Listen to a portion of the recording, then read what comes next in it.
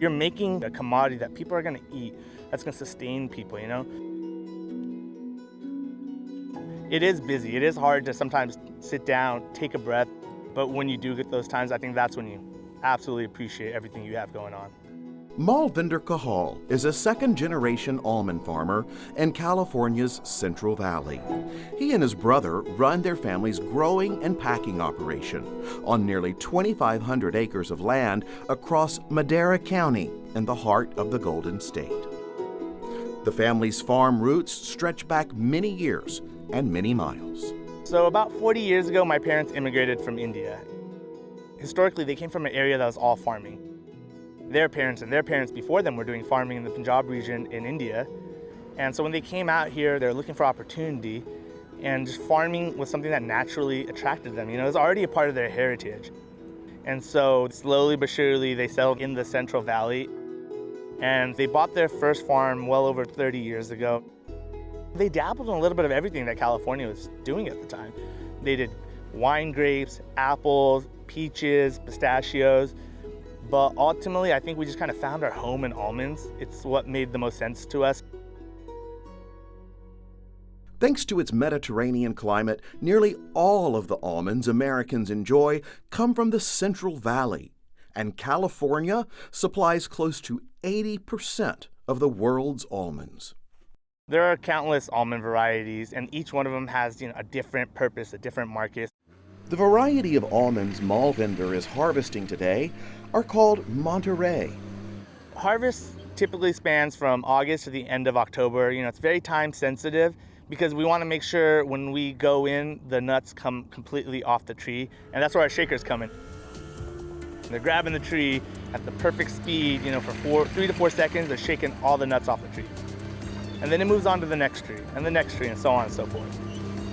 From there, we're able to collect the almonds, and they're picked up, dropped into a cart, and then the cart takes into an elevator, and that elevator dumps them into these hopper trailers that are pulled by semis. The almonds are then sent to the processing facility, where they are cleaned, graded, and packed.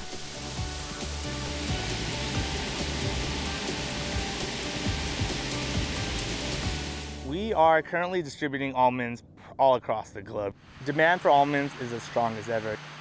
Rick Cushman of the Almond Board of California says that's because of all of the new ways these nuts are being used. Among all the products on earth that get introduced every year, almonds are right at the top, and there's been 12,000 new products introduced with almonds just last year. And all of them involve health, and that's one of the things that's really driving it. In the last decade, we've seen a lot of great trends in terms of how almonds are used, from almond milk to almond butter. I think people are really valuing the nutritional density that almonds provide and how it can be great alternatives to other food sources. And so we've seen just an explosion of creative uses of almonds.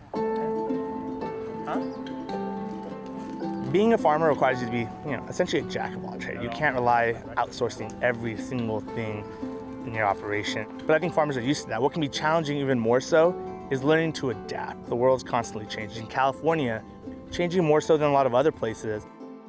California farmers all face the same challenge, which is climate change and drought.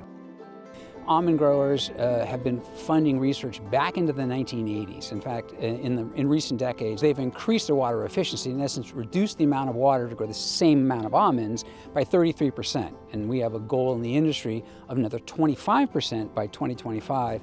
And by all measures, we're on target. So they understand that water efficiency is huge, and they try to be as sustainable as possible in everything they do. So the industry is always finding ways to be innovative on not letting anything go to waste. The consumer eats the kernel, but there's also the shell, there's the hull. Even those are recycled for things such as cow feed, bedding, amongst other uses. Even when we're done with the orchard and it's reached the end of its life cycle, we even recycle the tree itself. We'll chip those trees and reincorporate them into the soil to provide value for the next crop coming in. We try not to let a single thing go to waste.